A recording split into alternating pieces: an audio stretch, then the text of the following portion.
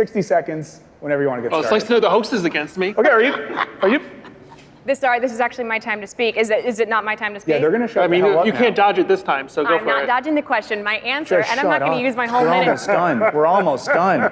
Okay. What's up, guys? Welcome to Hot Take, the show where we have smart people argue about really absurd things. Every week, we give our defendant a fresh hot take that they have to defend against our prosecution. It's just by throwing axes. Has anybody done that, Greg? Order in the court, please. Don't bother asking Okay, questions. stop. Stay there. We have no... Both teams compete for amazing prizes, and there are a few curveballs along the way. The defendant has a whole week to prepare their argument while our prosecution comes in completely blind. Can our defendant maintain their questionable hot take, or will our prosecution poke holes in their defense? Well, I just don't like when people lie to me and they make things up. Let's find out on Hot Take. What's up, guys? Welcome to Hot Take. This is the show where we make smart people argue about really dumb things. Every time around, we have a defendant, we give them a topic, and they have to convince the prosecution. I'm Michael Burns, and I'm joined this time around by Tommy Cook, Greg Edwards, and Helen Floersh. We have a very special prize, and I do want to say this right off the bat. We got to be careful with this because it's an icon, and it's an icon from an icon. You might know her from Some Like It Hot or any number of Hollywood films. We got Marilyn Monroe's head for you today. This was used on set to do her makeup. So this is an actual cast of Marilyn Monroe's actual head. Not quite as attractive, Michael. We're not evaluating women or cast of women on the basis of their looks, okay? The one person here that's more important than Marilyn Monroe is Reilly Anspaugh. Stop it. Who's gonna be our defendant today. So, Reilly, I'm so excited to see what you're bringing to us today. What will you be defending today? Burns, I couldn't be more excited to talk to everyone about this today. We're going to jump right off the bat. Birds, if they had language, they would rule the earth. Now listen, guys, I hate to tell you, but we're not dealing with hypotheticals here. Birds already do have a language. We are more than outnumbered. And once they get everything together that they need to, they're going to become our overlords faster than you can say, Polly want a cracker. I am ready to take any and all questions. Sure, what is the game plan for birds taking over the world, if they theoretically even could? Okay, that's a very good, very straightforward question. I am so glad you asked. So here's the thing. They are going to be building an army. Listen, they got cross-continental divides. We got on have you ever gone a day without seeing a bird? Listen, we have the army. We have the brute force. We got the cassowary, which is the world's most dangerous bird, one of the closest relatives to the velociraptor. And we have ostriches, top speed of 43 miles per hour, can grow up to 9 feet tall. Then we've got communicators. We got the warblers. Their example, they can fly for 3 days straight without stopping. So they're going to be going around, bopping around different countries, different places, sharing the news. So already we've got the brains and we've got the brawn to get it all together. And again, there are so many more of them than there are of us. You had me at Velociraptor, to be honest, and those speed numbers were good. So very good first response, but I know that has not satisfied the prosecution. So who's next to the question for Reilly? Yeah, I got one. Go ahead, So, Reilly, thank you. Beautiful, beautiful presentation to start out with. I loved your monologue at the beginning about birds. Thank you so much. I just wanted to point out one inconsistency. You mentioned that birds already have their own language, and then you say that if they did, they would rule the world. Why don't birds rule the world now? Okay, that is an incredible question. And you know what, for that, I'm gonna throw out my power up. We are gonna pull up the slide right now. She did! Yeah. Okay, this is the power up. This is where Reilly gets to use a full PowerPoint presentation to hammer her point home. First slide, if you please. This is, I've already said this before, but because we're in the PowerPoint, we're just gonna go through it again. As of 2021 stats, there are 7.9 billion in the world, according to Nat Geo. There are somewhere between 50 and 430 billion birds in the world, give or take. Okay, so like I said, with language, birds already speak. Now, for example, Alex, which was a gray African parrot, he underwent some studies that was able to show that unlike just birds squawking or, saying words just for the sake of it, mimicking human speech, he was able to have specific cognitive abilities. He's able to categorize between bigger and smaller, same and different. He can identify certain objects. Prudel, another gray African parrot, once held the Guinness World Record for years with an 800-word vocabulary. So slowly but surely, they are not only building up the ability to understand human language. When I say birds have human language, I'm saying birds have language. I'm saying birds have human language in the abilities of context, communication, cognitive abilities, and stuff like that. There also was a study done of a great Japanese tit, which is a relative of the warbler. Like I said before, we have our army, right? I know I went through a little bit. We got the cassowary, those big guys over there, the ostriches, the warblers. This is kind of an example of the birds, what the world will look like once they get all their shit together with the language. All right, now we're talking morals. Now here's what I mean when I say the birds are getting their shit together.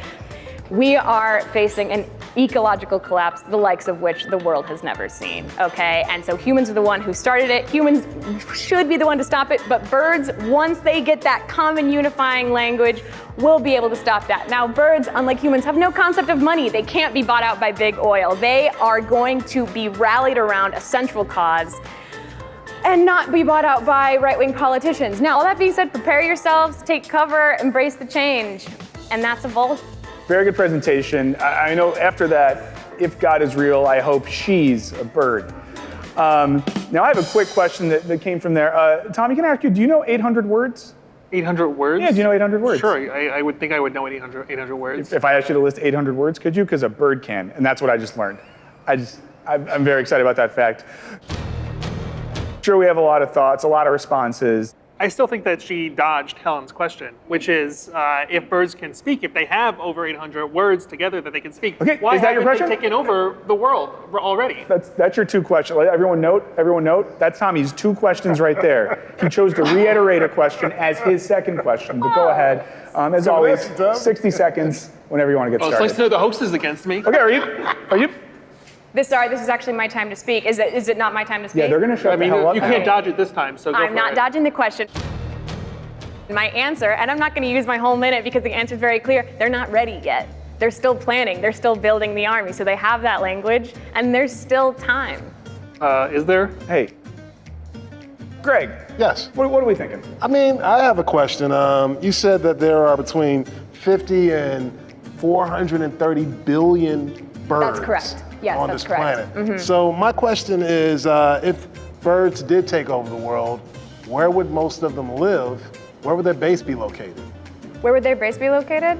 That is a really good question. Any good army has to have, a fortified place from which they're operating. That I say, so just clarifying the question is, where would the birds live? Where are they now? Wherever they are now, that's where they're gonna be. They already have homes, they're flocking all over.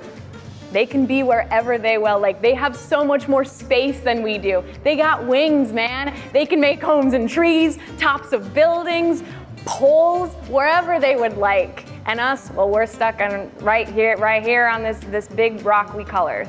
Helen, once again, I would call this look, I don't know what this word means, but consternation sounds right. Probably that, yeah. I mean, listen, you're bringing me over to your side. I'm all for the birds, but I'm just kind of curious about birds eating each other. I feel like that is a legitimate concern with a bird army, would be, internal factions fighting against each other. Primarily if, you're, say, a hawk versus a chicken, right? There's gonna be a little bit of animosity, if you will.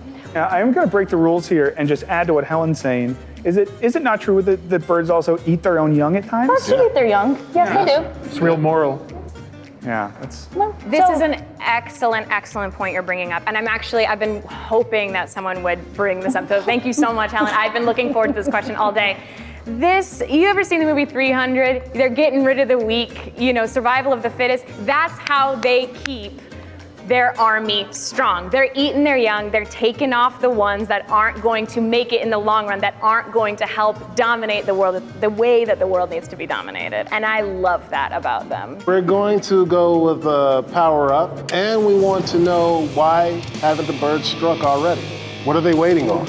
Okay, and if it's your first time watching, you know what the power up is now. Reilly has to talk for 2 minutes about why the birds haven't struck already.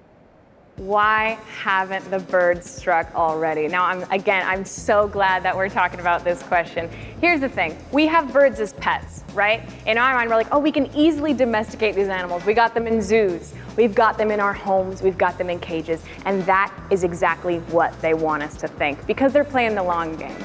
They're playing the long game as long as they need to. Right now, they still know that we think we've got this, we've got a handle on them. They want to wait till we are so secure that then that's the moment where I'm not going to do it, this is going to break. So they're aware that that moment is coming. They are planning underground.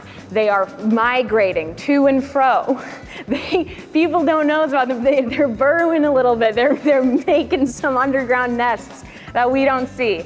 And they're laying the groundwork brick by brick, beak by beak, until that day finally comes. Great. And so you know what? In a lot of ways, we are halfway there. I'm so glad you said that, because in so many ways, we as a society, I think they would probably guess that we're about halfway there as well. And actually, this is a great point that I forgot that I was going to make, that there's evidence of wild cockatoos in Australia, flocks of wild cockatoos that pre-owned, like domesticated cockatoos have escaped their owners and joined these flocks of wild cockatoos, and now the wild ones are picking up on human language. So they're still getting ready. They still have some things to learn from us before they feel that they are properly equipped to take over. And what else?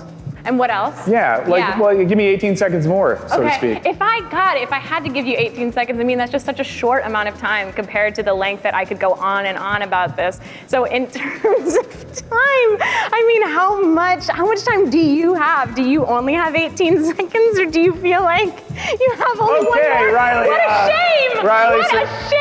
The time's out already. She had more to say. Damn! I won't take the rest of things. I want to give you a second to relax, okay? So pretend you're not here, you're somewhere else relaxing. Woo! I need to ask you all, how are you feeling at this point? Again, it's point blank. I'm completely confident. She couldn't answer the question. She, again, the last 18 seconds fell apart.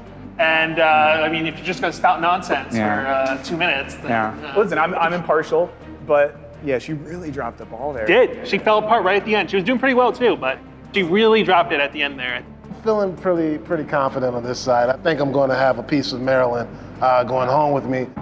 But I did like the pre-owned cockatoos. I like that bit at the end. That was very I'm not listening.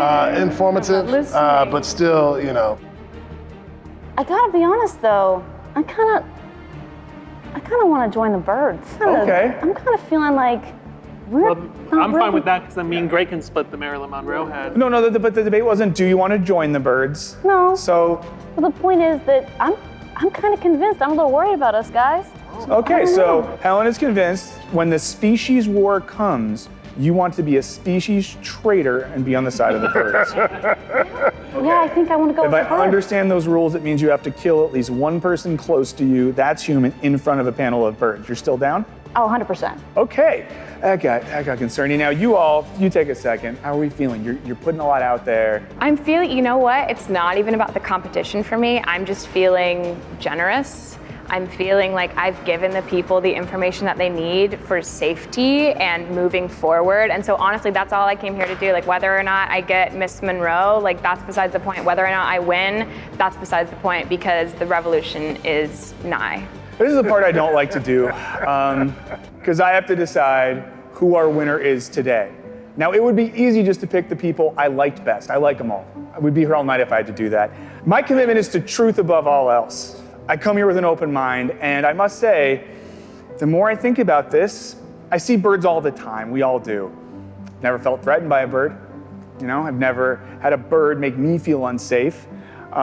I haven't seen a lot of birds get together before to unify around a common cause, which is necessary for any revolution. So I have to say, having heard everything that was said today, the question was not will they, it is if they had language, could they?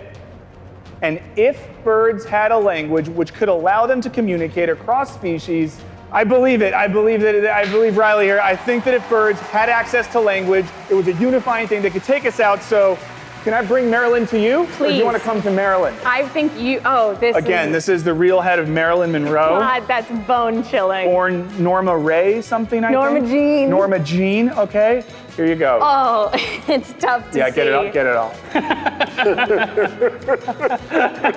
I'm honored. Thank you. Thank you all. Thank you all. Okay, so thank you so much, Reilly. And also, I have to say, you did a great job today, prosecution. I would hate to be on the other side of you if I was ever convicted for a crime. I don't agree Tommy, with his judgment, but just shut up. We're almost done. We're almost done. Okay. Okay, thank you for sticking around for another Hot Take, the show where smart people argue about dumb things. Thanks again to Reilly Anspaugh, Helen Floersh, Greg Edwards, and Tommy Cook. I'm Michael Burns. We'll see y'all next time.